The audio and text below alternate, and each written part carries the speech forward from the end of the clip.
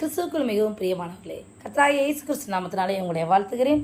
யாக்கோபு 5:17 எலியா என்பவன் நம்மை போல பாடுள்ள மனுஷனாயிருந்தும் மழை பெய்யாதபடி கருத்தாய் ஜெபம் பண்ணினான். அப்பொழுது 3 வருஷமும் 6 மாதமும் பூமியின் மேல் மழை பெய்யவில்லை. மறுபடியும் ஜெபம் பண்ணினான். அப்பொழுது வானம் மழையை பொழிந்தது, பூமி தன் பலனை தந்தது.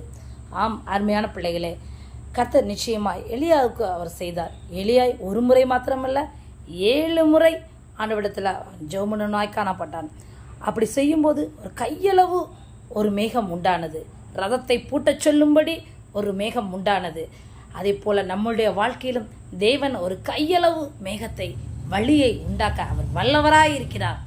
அவரை விசுவாசியுங்கள், அவரை நம்புங்கள். அவர் உங்களுடைய வாழ்க்கையில் பெரிய வாசலை திறக்க வல்லவராய் இருக்கிறார். தேவன் நிச்சயமாய் உங்கள் காரியங்கள் எல்லாவற்றிலும் ஜெயத்தை தருவார். தேவன் உங்களை ஆசீர்வதிப்பாராக. God bless you.